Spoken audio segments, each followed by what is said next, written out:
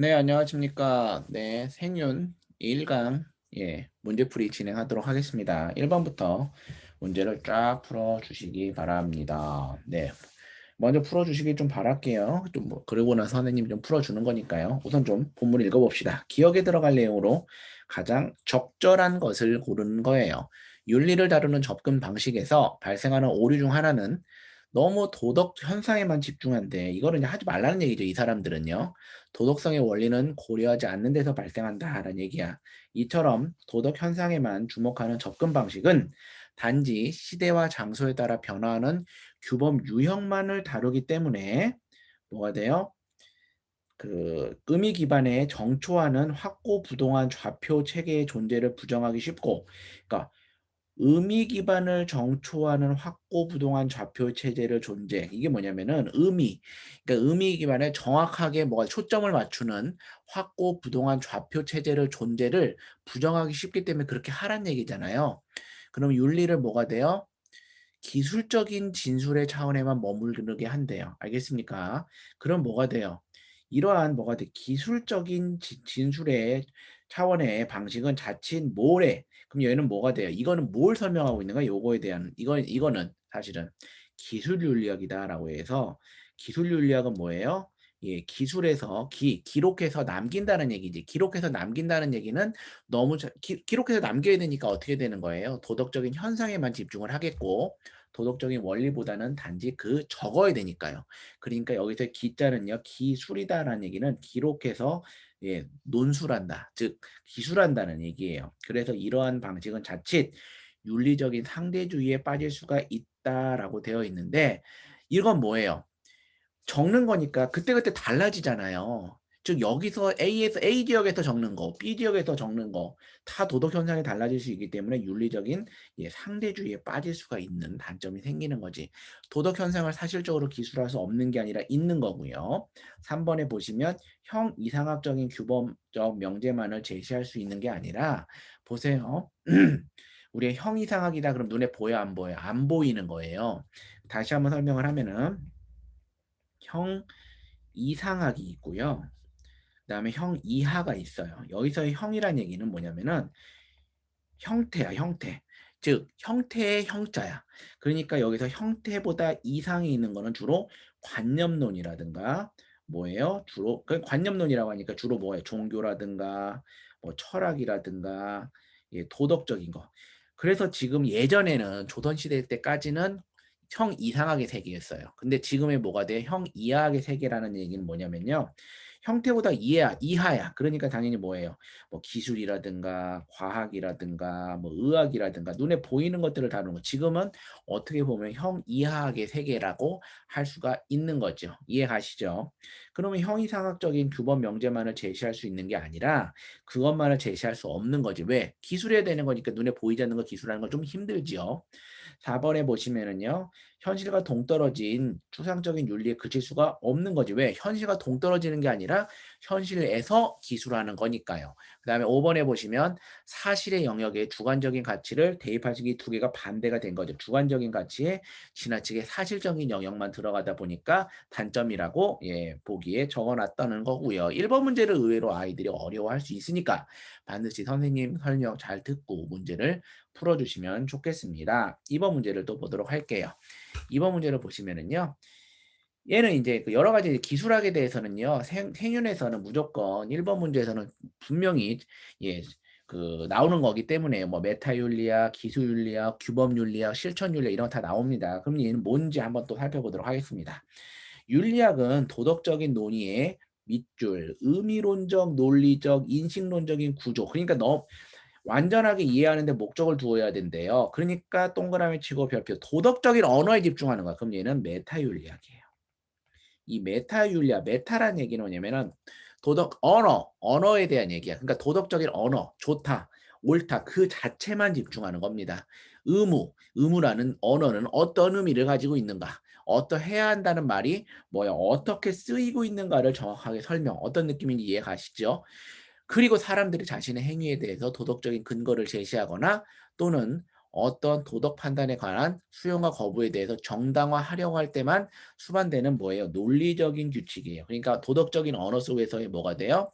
단어나 문장의 뭐가 돼? 의미를 분석하고 도덕 추론의 논리에 대해서 분석을 하는 거예요. 그러면은 기억해 보시면 실천적인 규범을 제시한다기보다는 지나치게 뭐가 돼요?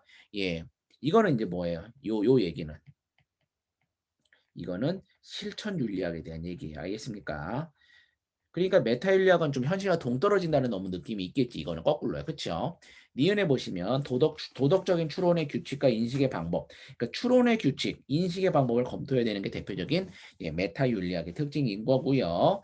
디귿에 보시면 도덕적인 논의에 사용되는 용어들의 의미를 그렇죠? 용어들의 의미를 분석하는 게 대표적인 메타 윤리학의 특징입니다. 그다음에 리을이 아까 1번 문제에서 나왔던 뭐가 돼? 기술 윤리학에 대한 얘기죠. 사회의 도덕 관행을 객관적으로 기술하는데 조력해야 된다. 이런 기술 윤리학입니다. 그럼 답은 3번이 되겠네요. 그다음에 넘어가셔가지고요. 네, 3번 문제를 또 보도록 하겠습니다.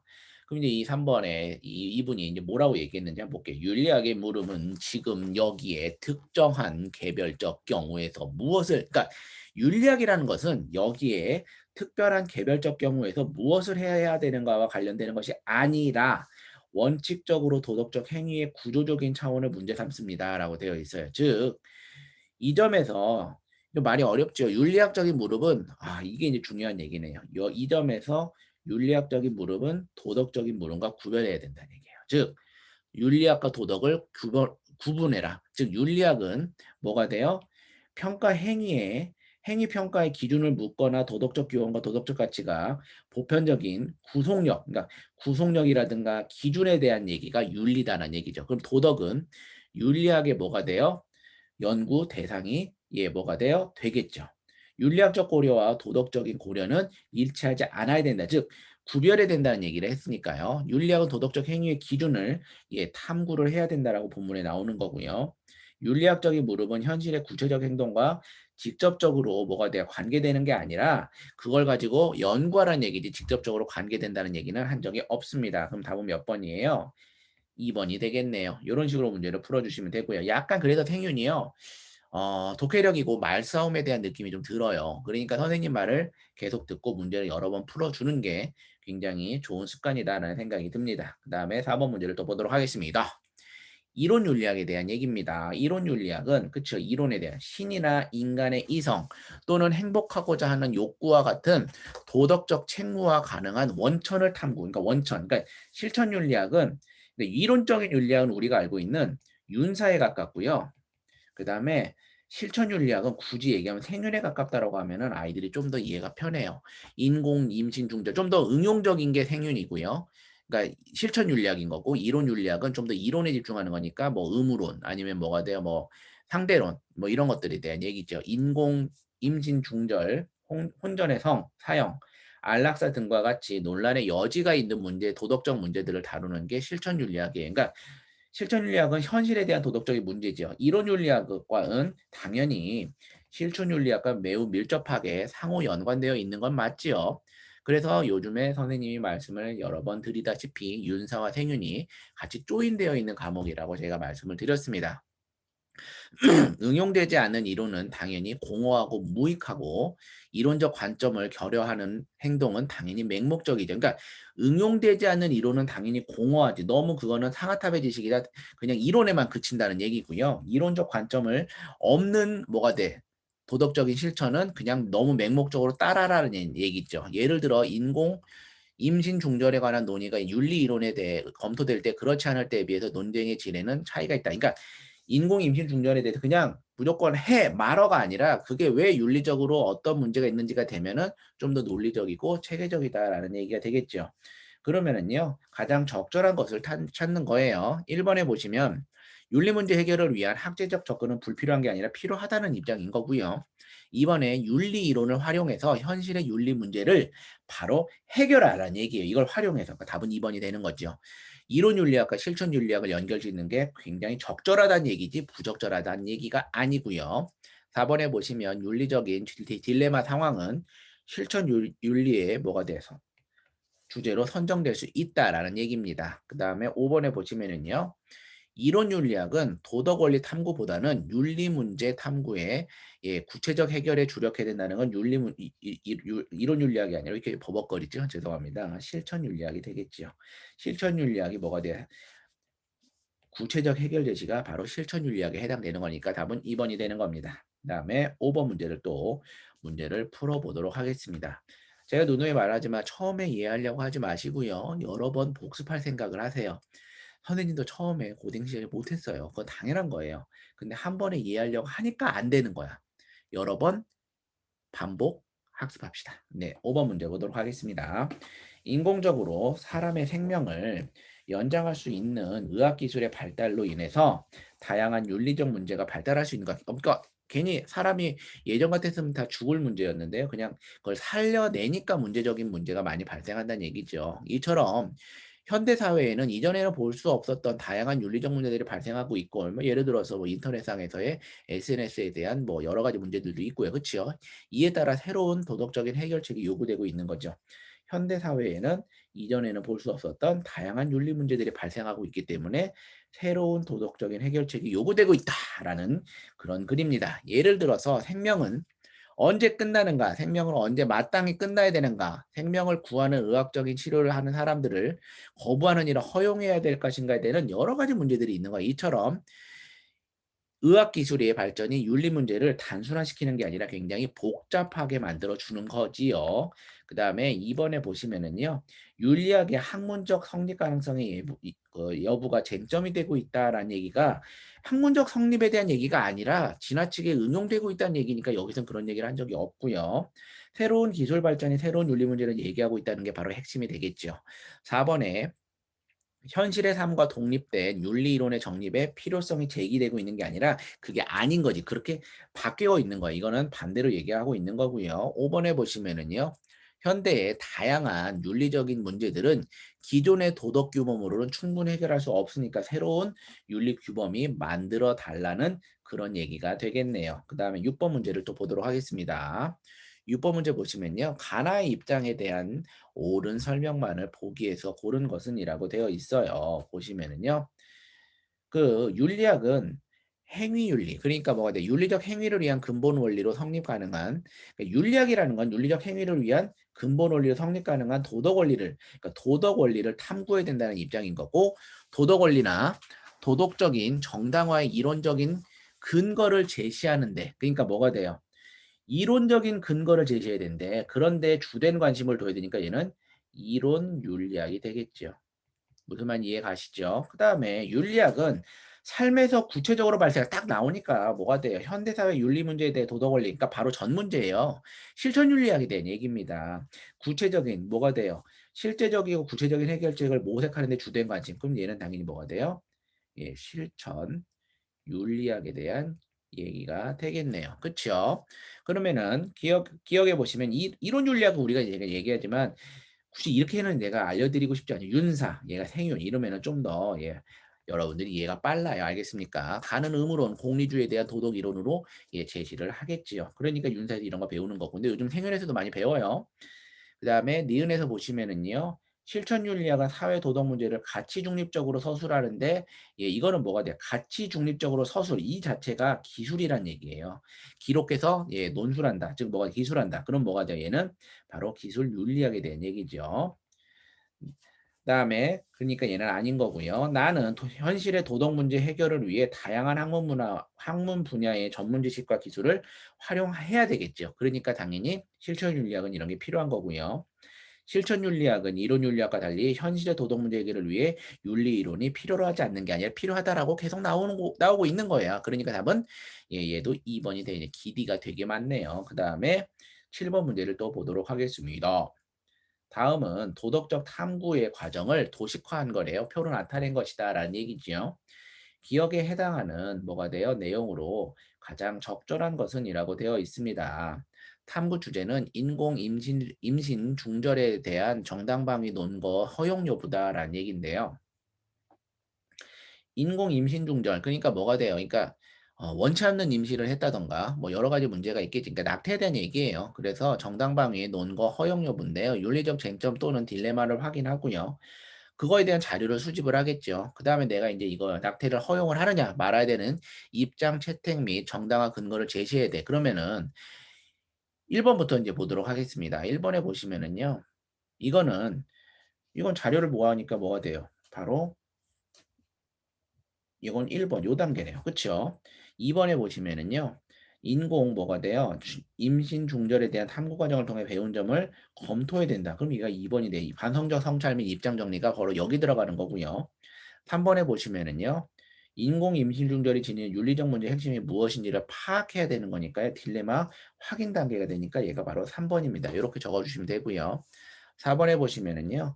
불가피하게 인공 임신 중절이 필요한 경우 제도와 절차를 도출하게 된다라고 얘기를 했으니까요. 최선의 도출에 대한 그러니까 얘가 4번의 관계가 되니까 답은 5번밖에 없네요. 이게 5번이 돼. 입장 채택 뭐가 돼요? 필요성에 대해서 생각해 본다라는 얘기인데 이게 바로 뭐가 돼? 역할 검사 뭐 그래서 입장 채택 입장이 되는 거잖아요. 그래서 정당한 근거를 제시하는 그런 단계가 되는 거니까요. 네, 답은 5번이 되는 겁니다. 이런 식으로 문제를 풀어주시면 될 것 같고요. 그 다음에 8번 문제를 또 보도록 하겠습니다. 8번 문제는요. 매열 앉아요. 이건 사실은 소크라테스에 대한 얘기인데요. 그대는 가장 위대하고 슬기와 힘으로 가장 이름이 나 있는 나라인 아테네 시민이면서도 재물에 대해서는 되도록 많았으면 하고 관심인데 지금 현대 사회 같은 느낌이 되겠네요. 세평이란 세상의 평가와 이런 명예에 대해서는 마음을 쓰면서도 지혜와 진리에 관하여 그리고 자신의 영혼이 온전해지게끔 영혼에 관하여 마음을 쓰거나 생각해 보지 않는 것을 왜 너는 부끄러워하지 않느냐라는 얘기에 이게 바로 윤리적 성찰에 대한 성찰에 대한 중요성에 대한 얘기고 사실은 이거는 소크라테스 얘기인데 소크라테스는 나중에 또 배우니까 소크라테스는 절대주의죠. 절대주의고 너 자신을 알라라는 주지주의에 대한 얘기를 했었습니다. 1번부터 보도록 하겠습니다. 적절한 것은 이제요. 부와 명예를 뭐가 돼요? 최대한 충족하는 뭐가 돼요? 삶을 살아야 되면 안 되겠지. 답은 2번에 바로 나오네요. 자신의 삶에 대해서 깊이 있게 반성하고 살펴야 되는 거고요. 그 다음에 3번에 보시면은요. 감각적 경험을 지식과 도덕의 감각적 경험이라니까 얘는 윤리적 상대주의예요. 그래서 얘는 사실은 소피스트예요. 당시 예, 소크라테스랑 뭐가 돼? 대결했던 주로 반대되는 사상이라고 생각해 주시면 되는 거고요. 4번에 타인에게 칭찬받는 삶은 거 안 되는 거지요. 각 개인의 상이한 도덕규범 이거는 이제 상이한 도덕규범이라는 게 다른 도덕규범이니까 얘는 윤리적 상대주의에 대한 입장이고 소크라테스는 절대주의에 대한 측면이니까 답은 몇 번이에요? 2번이라고 문제를 풀어주시면 되겠습니다. 이렇게 문제를 푸는 거고요. 그 다음에 이제 수능 실전 문제를 넘어가도록 할게요. 실전 문제는 또 어떻게 문제가 나오는지 한번 더 살펴보면 좋을 것 같습니다. 1번부터 또 보도록 할게요. 가의 갑을 뭐가 돼요? 입장에서 서로에게 제기할 수 있는 거래요. 그러면 이제 갑이 뭔지, 을이 뭔지, 병이 뭔지 살펴봐야겠네요. 그러면요, 갑은요, 뭐예요? 윤리학은 도덕 행위의 근거가 되는 도덕 뭐가 돼? 원리에 대해 탐구하고 이를 바탕으로 도덕적인 문제 해결 방안이에요. 그러면은 제시하는데 뭐가 돼? 주력해야 된다라는 얘기예요. 즉, 도덕적인 행위에 근거되는 도덕 원리에 대해서 먼저 탐구를 하고 도덕적 문제 해결 방안. 그럼 얘는 규범적인, 그러니까 규범 윤리학에 대한 얘기인 거고요. 규범 윤리학 용어 모르면 얘는 도덕적 문제를 해결하는데 초점을 맞추는 거 이렇게만 보시면 돼요. 도덕적인 언어의 의미를 분석하니까 당연히 얘는 메타 윤리학이 되겠죠. 그러니까 도덕적인 언어의 의미 나오는 메타 윤리학이라고 보시면 됩니다. 도덕적인 추론의 정당성을 검증하기 위한 논리를 분석, 그러니까 논리 분석하고 언어 이런 거는 당연히 메타 윤리학이라고 보시면 되고요. 병을 보시면 윤리학은 한 사회의 도덕 현상과 문제를 명확하게 기술하래요. 그럼 기술 윤리학 굉장히 많이 나오네요. 그럼 얘는 기록해서 남긴다. 기술 윤리학에 대한 얘기죠. 기술된 이렇게 기록된 현상들 간의 인과관계를 설명하는 데 주력을 해야 되는 거예요. 그러면은 누가 누구를 까고 누구를 이런 얘기죠. B는요. 누가요? 메타 윤리학이 얘는 메타고 얘는 규범이고요. 얘는 기술이에요. 그럼 보세요. 윤리학은 1번부터 볼게요. 행위에 대한 도덕적인 평가의 기준을 제시하는데 주된 관심을 두어야 하는데 뭐가 돼요? 가장 적절한 것을 찾는 거죠. 행위에 대한 뭐가 돼요? 도덕적인 평가니까 얘는 뭐예요? 규범윤리학에 대한 얘기인 거니까 오히려 얘는 B가 아니라 A가 돼야 되겠죠. C를 보시면 이번에 보시면 C는 기술윤리학이 메타윤리학을 깐 거예요. 윤리학은 도덕적인 신념을 표현하는 데 사용되는 진술들을 논리적으로 분석하는 데 주력돼야 됨을 간과하고 있다라는 얘기인데 사실은요. 그 기술윤리학의 입장에서 사실은 근데 보세요. 그 도덕적인 신념을 표현하는 데 사용되는 진술들을 논리적으로 분석하는데 그럼 얘는 뭐예요? 얘는 메타윤리학에 대한 얘기잖아요. 그렇죠? 즉 신념을 표현한다니까 얘는 표현 자체를 언어로 표현하잖아요. 그러니까 당연히 뭐 C가 아니라 뭐가 돼요? 거꾸로 D가 돼야 되겠지. 그렇죠? 그다음에 3번에 보시면은요. D는 누구예요? 메타윤리학자인 입장에서 기술윤리학을 까는 건데요. 윤리학은 사회 도덕적 관점을 가치 판단 없이 객관적으로 기술을 이거는 기술 윤리학이잖아요. 서로 바뀐 거네요. 그럼 얘가 D가 아니라 C가 돼야 되겠네요. 이해 가시죠? AF는 뭐예요? AF는 규범 윤리학에서 메타나 기술을 까는 건데요. 규범은 좀 더 규범적인 거, 가치 판단적인 게 좀 들어가고 메타나 기술은 그런 게 좀 없어요. 그러니까 도덕적인 문제 해결을 위해 실천적인 뭐가 돼요? 도덕 규범 제시에 주력해야 할 너는 간과하고 있어. 그럼 답은 4번이죠. 그러니까 실천적인 도덕 규범, 주로 행위적인 것에 초점을 맞추는 게 규범 윤리. 그러니까 규범 윤리학 안에 실천적인 실천 윤리학이 있는 거라고 생각해 주시면 되겠네요. 그럼 답은 4번이 되는 거고요. C2는 뭐예요? C2는 기술 윤리학 입장에서 규범 메타를 까는 건데 윤리학은 현실에서 적용 가능한 도덕 규범을 탐구하는데 라는 얘기인데요. 사실은요. 요거는 사실은 뭐예요? 규범 윤리학에 대한 얘기잖아요. 그러니까 전혀 관련이 없겠네요. 이런 식으로 문제를 풀어주시면 되는 거니까 이런 문제는 수능에도 나오는 패턴이니까 반드시 문제를 잘 풀어주시면 좋을 것 같다는 생각이 들고요. 이번 문제를 또 보도록 하겠습니다. 이번 문제는요. 가의 관점이에요. 가를 보시면은요. 사람은 자신의 잘못을 토론과 경험을 통해 바로잡을 수 있는 능력을 가지고 있대요. 그렇죠? 사실은 뭐가 돼요? 잘못을 고칠 수 있는 능력은 경험만으로는 그러니까 경험도 있지만 그건 충분하지 않대요. 경험이 어떻게 해석되어야 하는지를 밝히기 위해서는 반드시 토론이 필요하대. 경험과 토론. 그러니까 경험과 뭐가 돼요? 토론이 되게 중요하다는 얘기죠. 그러면 당연히 뭐예요? 이건 이제 선생님이 그 이제 윤서 시간에도 말을 하겠지만 경험이란 얘기는 주로 상대주의적인 측면이죠. 절대적인 거는 경험이 아니야. 경험은 누구나 상대적으로 다르기 때문에라는 얘기를 머릿속에 기억을 해주시고요. 경험이 어떻게 해석되어야 되는지를 하는지를 밝히기 위해서는 반드시 토론이 필요한 거고요. 잘못된 의견과 이에 근거한 행위는 점차 경험을 통해 밝혀진 사실과 그치요. 토론에서 밝혀진 논증 앞에 굴복할 수밖에 없어요. 인간이 뭐가 돼요? 판단이 지니고 있는 힘은 판단이 잘못됐을 때 이걸 옳은 것으로 고칠 수 있다는 유일한 특징. 그러니까 바뀔 수 있다는 얘기야. 그럼 절대주의가 아니란 얘기야. 바뀔 수가 있으니까 상대주의라는 얘기죠. 그럼 사실은 얘는요. 공리주의자인 스튜어트 밀에 대한 얘기인데 이거는 밀을 몰라도 상관없어요. 그냥 얘는 절대적이구나 상대주의적인 거구나 그런 문제예요. 그럼 1번부터 보면은 인간이 완결무결한 존재임을 인정하세요. 뭐가 돼요? 전통적인 학설이 언제나 옳다, 완전 무결하다, 탁월한 능력이 지닌 사상가, 감각적 경험만이 얻는 유일한 진리 얻는 유일한 길, 다 뭐가 돼요? 절대적으로 바뀌지 않는 것들인 거잖아요. 그렇죠? 답은 5번이죠. 사람들에게 의견을 반박하고 반증할 수 있다는 얘기가 바뀐다는 얘기예요. 알겠습니까? 그러니까 뭐가 딱 정해져 있다는 얘기는 절대주의적인 걸 생각해 주시면 되는 거고요. 어떻게 변한다는 얘기는 상대주의적인 입장으로 생각해 주시면 되겠습니다. 그 다음에 3번 문제를 또 보도록 할게요. 이런 문제 또 아이들이 굉장히 어려워하는 그런 yes, no 하는 문제인데요. 이런 문제를 좀 많이 어려워하는데 어려워할 필요는 절대 없습니다. 유형만 익숙해지면요. 누구나 잘 풀 수 있는 그런 패턴이 되는 겁니다. 가의 가불의 입장을 나의 그림으로 탐구하고자 할 때 A씨에 들어갈 옳은 질문만을 옳게 고르면은 옳은 질문이에요. 갑은 뭔지 을은 뭔지 한번 또 살펴보아야 되겠네요. 갑, 윤리학은 성품이나 제도, 행동 등을 이론적으로 분석하는 거예요. 이론적으로 분석한다. 그러면 이론 윤리학이겠네요. 어떻게 문제 푸는지 이해 가시겠죠?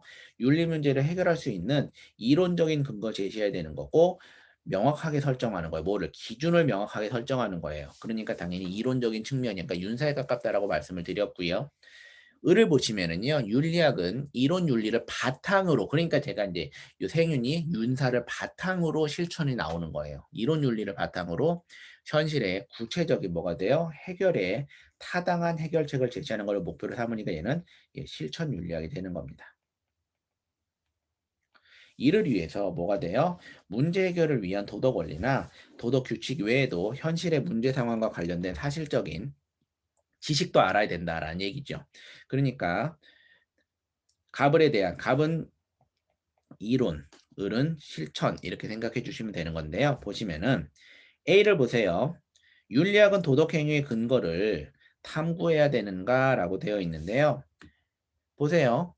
얘는 도덕행위 근거는 갑을 모두 뭐가 돼요? yes예요. 그러니까 틀린 거지. 윤리학은 도덕적인 현상을 기술하고 설명하는데 목적을 두어야 되는가라고 되어 있는데 얘는 기술 윤리학에 대한 얘기지 사실은 여기에 없는 전혀 관련이 없는 내용도 아니고요. B는 이제 뭐예요? 이론 윤리학은 행위를 위한 근본 원리로 도덕 원리에 얘는 맞네요. 그쵸? 이론 윤리학에 대한 얘기니까요. 그쵸? 리을에 보시면은요, C는 실천 윤리학에 대한 얘기인데요. 윤리학이 윤리 이론을 적용하여 그걸 바탕으로, 그쵸? 사회 여러 문제에 대한 해결 방안을 제시. 이게 실천 윤리학의 대표적인 얘기니까 답은 몇 번이에요? 3번이 되는 거죠. 어렵지 않아요. 이런 식으로 문제를 풀어줍시다. 그 다음에 4번 문제를 또 보도록 할게요. 다음 글에 입장으로 옳은 내용만을 보기에서 있는 대로 고른 것은 이라고 되어 있는데요. 인간적인 실천의 토대인 자유는 자기 기호에 따라 뭐예요? 그 임의적으로 하거나 하지 않을 수 있는 무규칙적인 자의적인 그러니까 자기 마음대로의 자유가 아니래요. 그러니까 실천의 자유란 얘기는 자기의 마음대로 뭐가 하는 그런 자의적인 자유가 아니라 인간은 또 정물처럼 자유가 필요 없을 정도로 최적의 타고난 본능과 충동을 가지고 있지도 않아요. 그럼 오히려 인간은 뭐예요? 도덕적인 자유예요. 인간의 욕구와 충동에 의존하긴 하지만 전적으로 그것에만 결정되지 않은 감각적인 존재를 사실을 고려해서 자기 스스로에게 규칙을 부과하고 그 이 규칙을 자유롭게 그리고 자유를 위해서 준수하는 데 있다라는 얘기죠. 선생님이 요새 미세먼지가 많아서 뭐가 돼요? 굉장히 비염이 도지니까요. 발음도 잘 안 돼요. 계속 셉니다. 죄송합니다. 또 그래도 최선을 다해서 수업을 또 해보도록 하겠습니다. 그러니까 인간은요. 자기 스스로에게 규칙을 부과한다는 얘기예요. 그 다음에 그 규칙을 뭐 준수하기 위해서 노력한다라는 얘기죠. 그러면은요, 기억은요, 인간에게 제한 없는 자유가 주어진다는 얘기는 절대 아니죠. 그럼 무규칙적인 자유가 되는 거니까 말도 안 되는 얘기고요. 그 다음에 니은에 보시면 인간은 오직 본능에 따라 자기 스스로 행위를 결정하는 존재가 아니죠. 더더욱. 그치요? 스스로에게 규칙을 부과하고 준수해야 당연히 그렇죠. 이게 자의적이 아니라 스스로에게 그 진정한 자유가 주어진다는 그런 얘기를 하고 있는 거고요. 인간의 자유는 규칙에 대한 자유의 자기 구속을 통해 그쵸? 그러니까 규칙을 정해놓고 자기 구속을 통해 성립되는 도덕적인 자유가 되는 거니까 얘도 드르가 되겠네요. 답은 3번이 되겠습니다. 그 다음에 5번 문제를 또 보도록 할게요. 5번 문제는요. 밑줄 친 기억에서 디귿에 대한 설명으로 옳은 것은 이라고 되어 있는데요. 또 이제 이것도 뭐 기술이다, 규범, 뭐 메타에 대한 얘기입니다. 계속 보도록 할게요. 도덕에 대한 과학적 연구, 땡땡 윤리학. 그럼 뭐가 돼요? 개인의 도덕적인 경험과 사회의 도덕률에 나타나는 인간의 생활에 대한 기술과 설명. 그러니까 그것들을 기록하고 남기는 것. 그럼 기술 윤리학이죠, 얘는. 그래서 얘는 기술이 들어가는 거고요.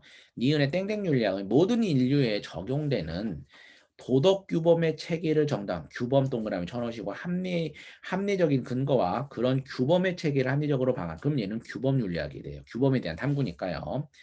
땡땡 세모 윤리학은요. 개념을 먼저 분석해요. 도덕 담화에 상호 있는 단어와 문장의 의미. 그러니까 당연히 얘는 메타 윤리학이 되겠죠. 그렇죠? 그다음에 이런 건 도덕적인 논리에 대한 분석이야. 도덕 판단이 참 또는 거짓으로서 확정될 수 있는 방법 또는 그러한 방법이 가능한가에 대한 연구에 즉 참 거짓이 판단되는 거니까 문장 속에서의 논리를 찾는 거지요. 그러니까 답은 메타 윤리학이 되겠지요. 그러면요. 기억은 뭐가 돼요? 윤리학 자체를 뭐가 돼? 연구 대상에서 설정해서 뭐가 돼요? 분석하는 거는요. 메타 윤리학에 가까운 거예요. 알겠습니까? 니은은 가치 중립적인 입장에서 뭐가 돼요? 윤리학에 뭐가 돼? 그 학문 정립 가능성을 모색한다라고 되어 있는데요. 니은은 뭐가 돼요? 얘도 메타 윤리학이 되겠죠. 그러니까 관계가 없고요. 티귿에 보시면요. 메타윤리학 현실 문제를 원인을 파악하고 이를 그럼 얘는 규범윤리학이니까 얘도 아니죠. 기억 니은을 보시면요. 도덕 법칙이 시공을 초월한 보편 타당성을 지녀야 됨을 강조한다. 기술력은 상대적이라고 제가 말씀을 드렸잖아요. 그렇죠? 그러니까 얘는 니은에만 가까운 거죠. 답은 5번밖에 안 남았네요. 니은은 즉 규범 윤리학은 메타 윤리학의 연관을 활용해서 윤리 규범을 체계적으로 뭐가 그렇죠? 규범적인 윤리학은 이 메타 윤리학에서 얘기하고 있는 도덕적인 이론이나 뭐가 돼 도덕적인 의미를 가지고 그걸 가지고 규범을 정립하는 그런 특징이 있어요. 사실은 서로 상호작용을 하고 있다는 얘기지만 그거에 대한 특징들은 다 명확하게 구분이 되는 편입니다. 그 다음에요. 6번 문제를 또 보도록 하겠습니다. 다음 신문 칼럼에서 강조하는 내용으로 가장 적절한 것은 이라고 되어 있는데요.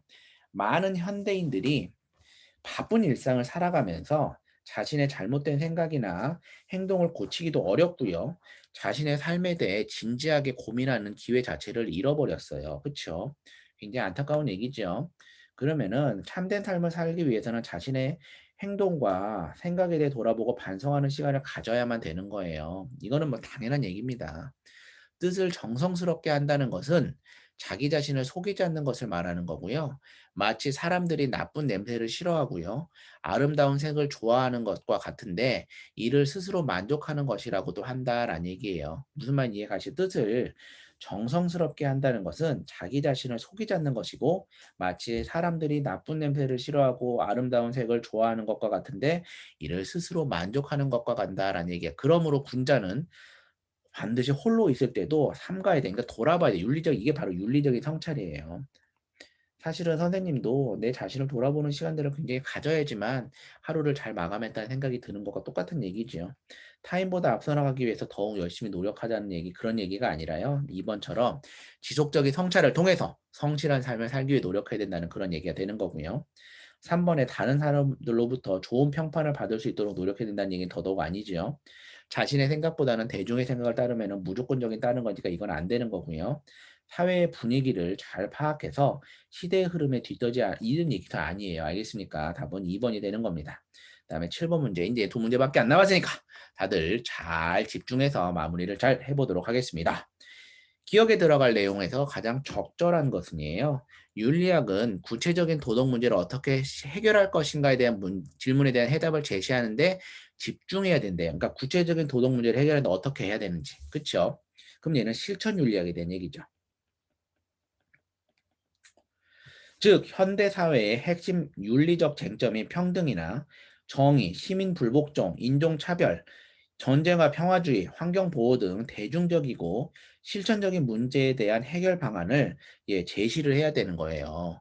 그런데 어떤 이들은 철학이란 세계에 대한 이론을 개진하는 것이 아니라 그러니까 이런 거에 대한 집중을 해야 되는데 세계에 대한 진술을 대상으로 그러니까 세계에 대한 진술을 그쵸? 그러면은 보세요. 어떤 이들이 보세요. 얘는 어떤 이들은 윤리학도 행위의 옳고 그른 것 같은 실천 물음을 다루는 것이 아니라 도덕적 논의 용어들의 의미 분석. 그럼 얘는 메타윤리학자들이죠. 실천 윤리학의 입장에서 메타윤리학을 까는 거예요. 그럼 뭐가 돼? 내가 보기에 이들의 주장은 뭐라고 생각할 수 있겠다라는 얘기죠. 1번에 보시면 실천적인 지식보다 이론적인 지식 이게 아니죠. 이거는 이제 뭐가 돼요? 이거는 이제 메타윤리학에 대한 얘기인 거고요. 그렇죠? 그다음에 도덕적인 논증에 사용된 도덕적인 개념 이것도 메타윤리학인 거죠. 삶의 문제 해결보다 과학적인 기술이니까 얘는 기술윤리학에 대한 얘기인 거죠. 그다음에 4번에 도덕 원리를 토대로 윤리 문제의 바람직한 해결 방안을 제시하면 이게 바로 답은 4번이 되겠네요. 그렇죠? 도덕 판단의 준거와 도덕 행위의 정당성을 확보해야 된다라는 얘기는 바로 이론 윤리학에 대한 얘기니까 전혀 관계는 없는 얘기네요. 그렇죠? 8번 문제를 보도록 하겠습니다. 다음에 적어 주시면 될 것 같고요. 가상편지의 입장으로 옳은 내용이에요. 옳은 내용만을 보기에서 있는 대로 고르면은 이라고 되어 있는데요. 땡땡에게 자네가 나에게 지난번에 도덕적인 탐구 과정에서 고려해야 할 중요한 요소가 무엇인지에 대해 물었지. 그쵸? 도덕적인 탐구는 다양한 윤리 문제 해결을 위해서 도덕적인 가치와 규범에 주목하라는 얘기예요. 그쵸? 탐구 대상의 옳고 그름을 밝혀서 도덕적인 실천을 하는 데 중점을 두어야 되는 거고 이를 위해서 도덕적 탐구에서는 기본적으로 논리적 사고와 합리적 사고 그리고 비판적 사고 같은 이성적 사고의 과정이 필요하고요. 그런데 도덕적 탐구에서는 사회적 탐구와 달리 모또는 필요하되 배려적인 사고가 필요하다는 얘기예요. 그런 의미에서 근대 서양의 한 철학자가 말할 다음의 말을 명심할 필요가 있대요. 분별 있는 관찰자는 가능한 자기 자신을 상대방의 입장에 놓고 상대방의 고통을 주고 있는 모두한 사소한 과정까지도 진지한 이게 이제 뭐가 돼요? 배려윤리에 대한 얘기인데요. 배려. 즉 뭐가 돼요? 이제 배려적 사고가 필요하다는 얘기예요. 즉 그럼 1번부터 기업부터 보시면 타인의 욕구나 필요에 대한 공감 능력. 그리고 배려라는 얘기는 사실은 공감 능력이 필요한 거예요. 공감 능력. 그러면은 올바른 인식이 필요하다는 얘기가 되니까 기억은 참인 거고요. 도덕적 탐구의 전 과정에서 가치 판단이 개입되지. 이거는 배려라는 공감이 있는데 가치 판단이 없을 수가 없는 거죠. 그러니까 니은은 틀린 거고요. 디귿에 보시면 도덕적인 탐구 과정에서 사용한 도덕 원리와 사실 판단이 타당한지에 대한 비판적인 검토가 필요하다는 얘기를 하는 거고요. 리을에 보시면 도덕적인 탐구는 사회 현상을 객관적으로 탐구하자는 얘기가 아니겠죠. 그 답은 몇 번이에요? 2번이 되는 겁니다. 이런 식으로 문제를 계속 풀어주는 거고요. 제가 높아시면서 얘기하는 거지만 생일을 풀면은 이 내용이 그 내용하고 저 내용이 저 내용 같아. 그러니까 그 내용 같아. 그러니까 다 헷갈린다는 얘기예요. 그러기 위해서는 여러분 많이 반복해야 된다는 얘기를 누누이 말씀을 드리니까요. 예, 반드시 복습하고 문제를 잘 풀어주셔서 선생님 강의 잘 필요할 때마다 꺼내서 녹화본 계속 보시는 거를 정말 추천드립니다. 고생 많이 하셨어요. 수고하셨습니다.